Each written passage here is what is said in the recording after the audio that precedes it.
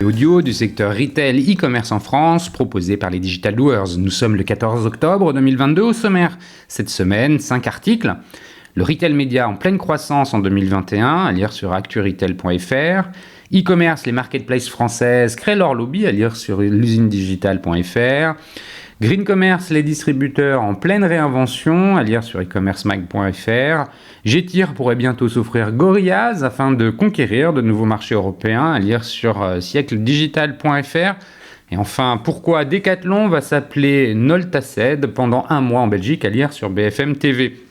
Je vous le rappelle, sur le site lesdigitaldoers.com, vous avez accès à une revue de presse qui rassemble les articles publiés dans la semaine sur les sites de news de notre écosystème.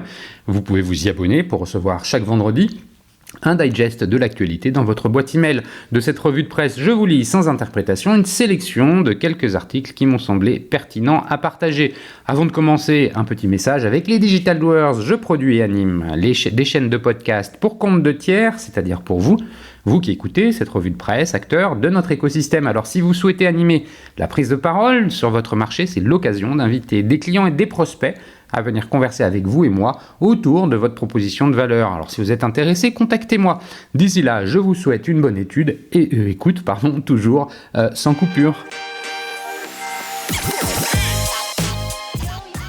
Le retail média en pleine croissance en 2022, à lire sur actu-retail.fr en date du 13 octobre.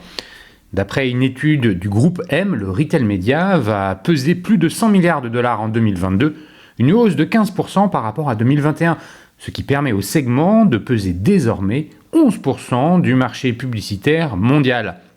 D'après une étude du groupe M, leader de l'investissement dans les médias au monde, le retail média va connaître une croissance remarquable en 2022. Il devrait peser plus de 100 milliards de dollars cette année, selon le leader du marché des médias. Ce montant correspond à une hausse de 15% par rapport à 2021, 88 milliards de dollars. Amazon détient 5% du marché et les autres acteurs se situent entre 0 et 3%.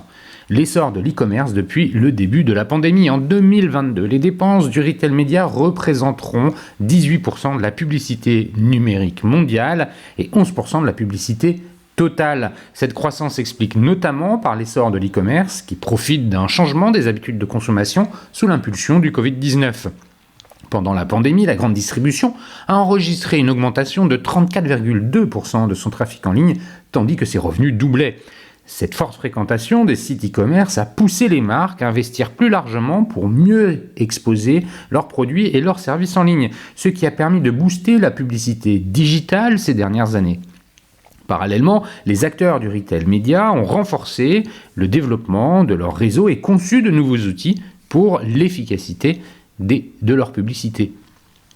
Une plus grande participation des marques non endémiques. Groupe M prévoit que le retail média enregistrera une croissance rapide dans les années à venir. L'agence estime que ce marché augmentera d'environ 60% et atteindra 160 milliards de dollars d'ici 2027. Cependant, le secteur connaîtra une plus grande concurrence et une participation des marques non endémiques, c'est-à-dire des marques qui ne font initialement pas partie de l'écosystème. Et ce sont les agences les plus innovantes en matière de stratégie de vente qui s'en tireront le mieux.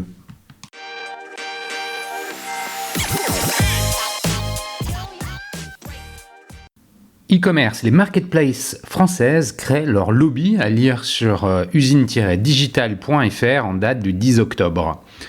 Back Market, eBay, Etsy, ManoMano et Rakuten ont annoncé le 6 octobre la création de l'Alliance française des places de marché, une association qui se veut le porte-voix du secteur au moment où de nouvelles obligations réglementaires deviennent applicables. C'est ManoMano, la place de marché spécialisée dans le bricolage, qui occupera la présidence tournante du nouveau lobby pour les 6 premiers mois. L'Alliance française des places de marché entend partager son expertise sectorielle, représenter le secteur dans le débat public et faire connaître les spécificités de ce segment du e-commerce aux acteurs institutionnels, précise un communiqué. La création de l'Alliance va nous permettre de participer plus efficacement au débat public comme partenaire des pouvoirs publics et de l'écosystème, précise Sébastien Duplan, directeur des affaires publiques de ManoMano. nouveaux règlements européens. L'association a l'intention de peser en particulier dans l'application en France des nouveaux textes européens, Digital Services Act et règlements relatifs à la sécurité générale des produits au niveau européen. Le règlement relatif à la sécurité générale des produits va faire évoluer les règles applicables aux places de marché en ligne qui dépendaient d'une directive de 2001. Celles-ci seront soumises à davantage d'obligations concernant les produits qui transitent par leur plateforme. Elles seront notamment tenues de désigner un responsable des produits vendus qui jouera le rôle de point de contact unique chargé de la sécurité des produits, comme il existe par exemple un délégué à la protection des données personnelles. Les places de marché sont devenues incontournables dans l'e-commerce au fil des ans. Tous les gros sites en France ont désormais leur place de marché, à l'instar d'Amazon. Les 5 membres fondateurs de l'Alliance, eux, sont des pure players, puisqu'aucun ne vend de produits en son nom. Parmi ces derniers figurants, 2 licornes françaises, Back Market et Mano Mano.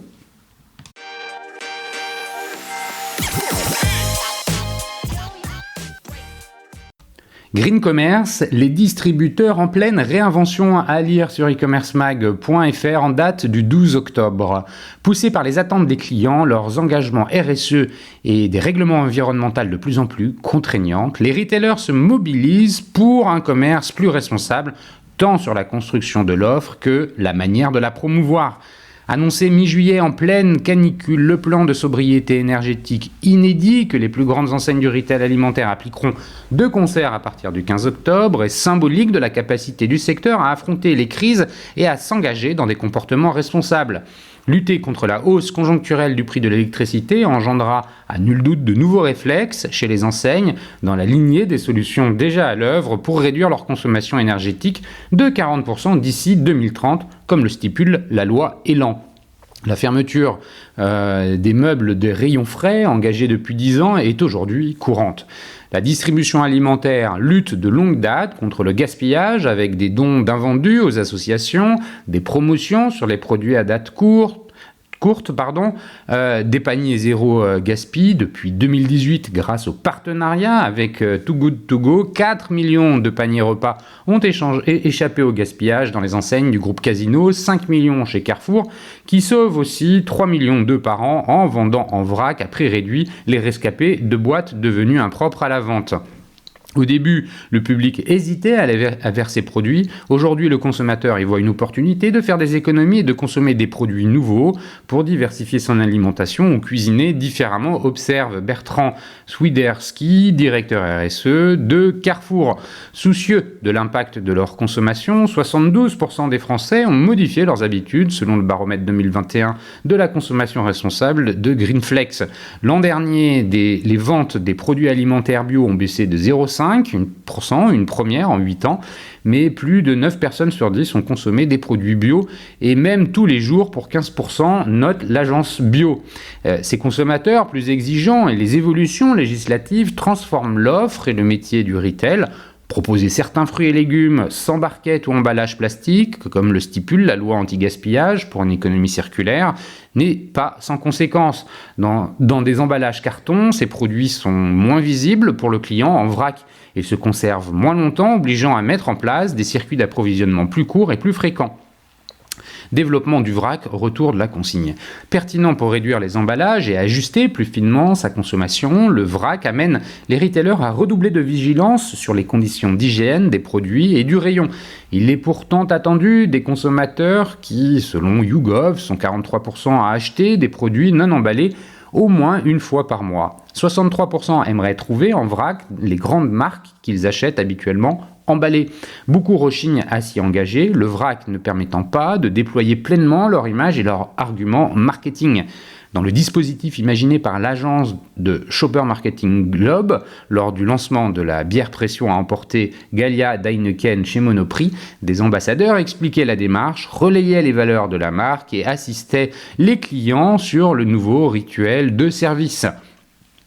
Le système de vrac lancé par Carrefour fin juin 2022 réconcilie visibilité et engagement. L'enseigne encourage aussi ses clients à adopter la consigne qui fait peu à peu son retour malgré d'importants coûts de transport. Elle est au cœur de la stratégie zéro déchet du Biocoop qui veut atteindre 50% de produits vendus sans emballage à usage unique en emballage rechargeable ou réemployable en 2025. La loi AGEC a fixé un objectif de 5% de consignes pour réemploi en 2023 et 10% en 2027. Seconde main, pas seconde zone, l'économie circulaire gagne du terrain dans le commerce physique et en ligne. Auchan, qui a vendu 530 000 pièces de la seconde main via son partenaire Patatam, devenu Rediv, a installé en mai 2022 dans une enseigne du Pas-de-Calais un premier shop-in-shop seconde main avec EasyCash, spécialiste de l'achat-vente de produits d'occasion et reconditionnés. Les vêtements Cyrillus abordent une étiquette spécifique incitant à recycler le produit en boutique ou à le revendre sur le site Seconde Histoire de la marque, qui habille hybride depuis 3 ans, son modèle entre produits de première et seconde main, proposé via des corners ou dans des parties de rayon en magasin et sur son site multimarque Seconde Main by Kiabi, avec à la clé un bon d'achat bonifié. Les clients pratiquent cette hybridation entre le neuf et l'occasion. Nous facilitons la vie des familles et incitons d'ailleurs les vendeuses à construire des mini-assortiments pour correspondre aux attentes de gens qui ont les mêmes goûts, explique Estelle Urbain, leader commerce de demain de l'enseigne.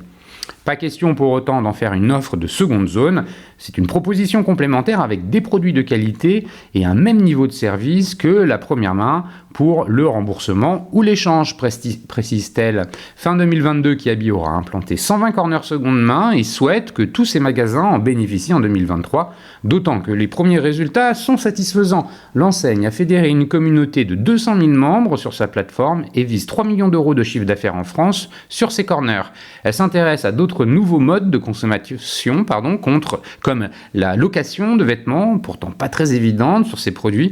Un test sur des vêtements de maternité a atteint une forte satisfaction, note toutefois Estelle Urbain.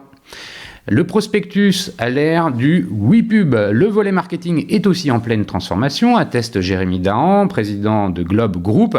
Certaines marques sont devenues très attentives sur le sourcing de leurs moyens de communication. Nous les encourageons à développer l'expérience en point de vente en étant soucieux du matériel utilisé.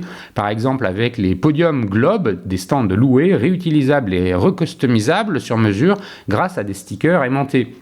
Il y a 5 ans, chaque stand passait à la benne quand l'animation était finie. Là, on ne jette que la surface supérieure. La marque communique à 100% avec un produit à 90% réutilisable, détaille-t-il. Côté support publicitaire, le prospectus papier est clairement en ligne de mire. Si plusieurs enseignes ont réduit leur distribution, la bascule vers le numérique doit être maniée avec précaution, l'empreinte mémorielle étant plus fragile sur le digital. Tous les tests sur l'arrêt du catalogue ont montré une baisse immédiate du chiffre d'affaires, rappelle Rodolphe Bonas, PDG d'Aristide, spécialiste de la transformation digitale de la communication retail. Un client qui passe près de 2 minutes à feuilleter un prospectus papier de 12 à 48 pages consacrera le même temps à un catalogue digital mais s'arrêtera à la page 7. Il ne verra pas les offres de rayons à forte attractivité et qui pèsent très lourd dans le panier. Pourtant, selon Nielsen, un consommateur qui active les promotions commerciales gagne en moyenne 141 € par an et jusqu'à 253 pour les plus affûtés, note-t-il.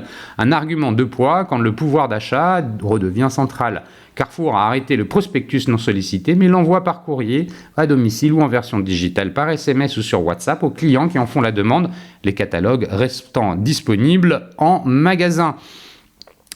Du 1er septembre 2022 à juin 2025, le dispositif WePub, prévu par la loi Climat et Résilience, sera expérimenté dans 15 communes ou intercommunalités volontaires représentant 3,6% de la population et 2,5 millions de boîtes aux lettres.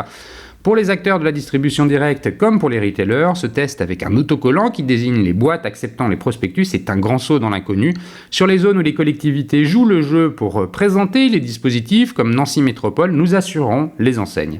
Nous avons aussi notre part de travail à faire, reconnaît Cécile Aligon-Dardet, DGA Transformation, Développement Durable et Communication de Mediapost, la filiale du groupe La Poste, dont 316 collaborateurs sont directement impactés à distribuer fin août un dépliant avec un autocollant pour rappeler les avantages du prospectus. Aux Pays-Bas, qui ont mis en place un système un peu plus complexe en 2018, le taux d'adoption est de 15% à Amsterdam, 35% dans les villes moyennes et 45 à 50% en zone rurale. Pour atteindre ces niveaux, tout se joue dans les premières semaines, estime-t-elle.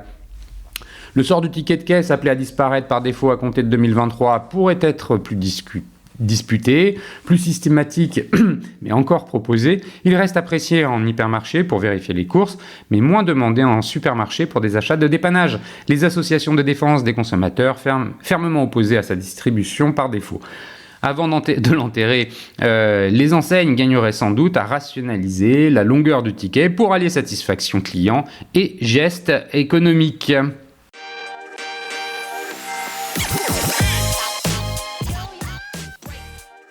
Getir pourrait bientôt s'offrir Gorillaz afin de conquérir de nouveaux marchés européens, à lire sur siècledigital.fr en date du 11 octobre. Getir, le spécialiste de la livraison de courses à domicile, serait dans une phase de négociation avancée pour racheter Gorillaz, un de ses concurrents directs. Une source proche du dossier a révélé à Bloomberg que cette acquisition pourrait permettre à Getir de s'imposer en Allemagne et au Royaume-Uni, des marchés clés en Europe. Un projet de rachat entre Getir et Gorillaz, lancé en 2015 en Turquie, Getir a rapidement gagné en popularité grâce à sa promesse de pouvoir livrer des courses en seulement quelques minutes. Avec la pandémie et les confinements, d'autres entreprises similaires ont vu le jour afin de répondre aux besoins des consommateurs. C'est le cas de l'allemand Gorillaz qui reprend le concept en 2020. Pendant cette période, le secteur a énormément attiré l'attention des investisseurs. Getir a soutenu et financé par des compagnies d'investissement Mubadala Investment Company et Sequoia Capital a levé environ 800 millions de dollars en mars, valorisant la start-up à 11,8 milliards de dollars. De son côté, Gorillaz, estimé à 3 milliards de dollars en 2021, est depuis quelque temps à la recherche d'un acheteur potentiel. Bloomberg rapporte que le géant de la livraison de nourriture a déjà eu des discussions avec un certain nombre de ses concurrents à ce sujet. Il ne s'agit pas d'une pratique nouvelle dans l'industrie. Fin 2021, Getir s'offrait le britannique Weezy, tandis que Gorillaz rachetait le français Frischti au début de l'année. L'acquisition de Gorillaz par Getir devrait permettre à ces derniers d'avoir une présence plus importante sur certains marchés. En ligne de mire, l'Allemagne et le Royaume-Uni, deux territoires propices à leur croissance. D'après une source, la transaction entre les deux entreprises pourrait consister à un mélange de liquidités et d'actions. Si pour le moment aucun accord n'a été conclu et que l'opération pouvait ne pas aboutir, les sociétés n'ont pas démenti. Un porte-parole de Getir a indiqué à Reuters qu'il n'était pas possible de confirmer ou réfuter l'information révélée par Bloomberg.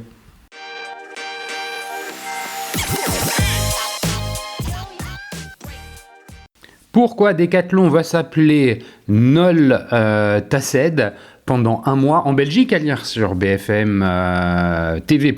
en date du 11 octobre.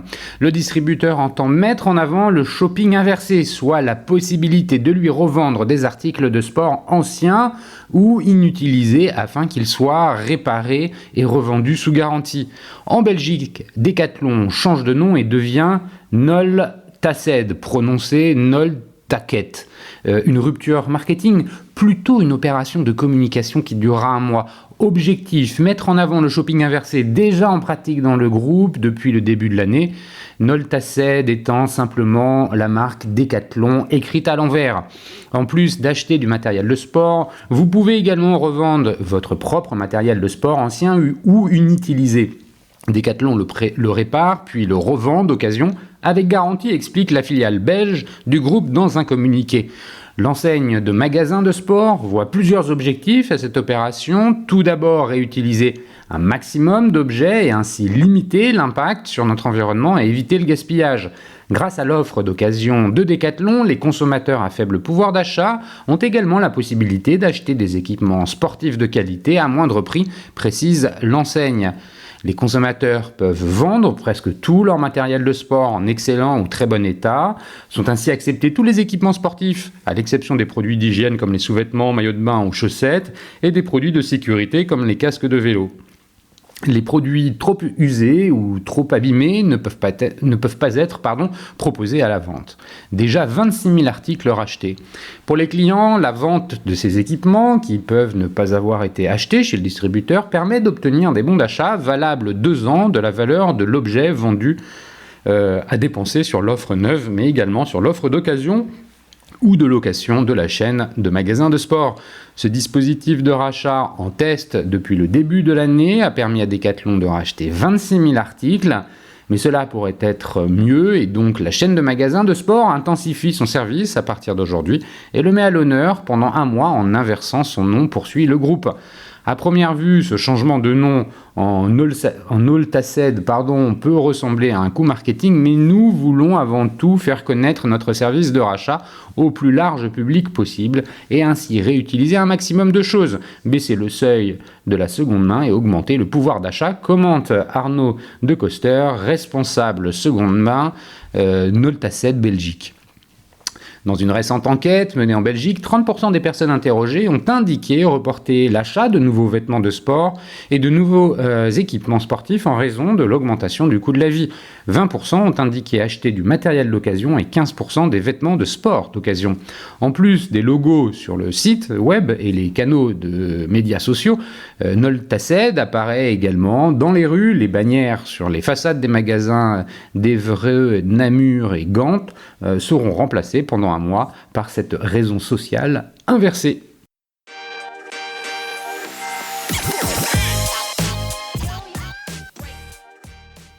Et voilà, c'est fini pour cette semaine. Merci de m'avoir écouté. N'oublie pas de vous abonner à la revue de presse sur le site lesdigitaldoers.com. Si vous aimez l'exercice de cette revue de presse Retail e-commerce dans sa vision audio, n'hésitez pas à me le faire savoir en m'envoyant des messages sur LinkedIn et mieux encore en la faisant connaître autour de vous. Enfin, un dernier message d'auto-promo avec les Digital Doers. Je produis des chaînes de podcasts thématiques pour les prestataires de services de notre écosystème. Donc, si vous souhaitez animer la prise de parole de votre marché, c'est l'occasion d'inviter des clients et des prospects à venir converser avec vous autour de votre proposition de valeur. Vous êtes intéressé, alors contactez-moi. D'ici là, portez-vous bien et à la semaine prochaine.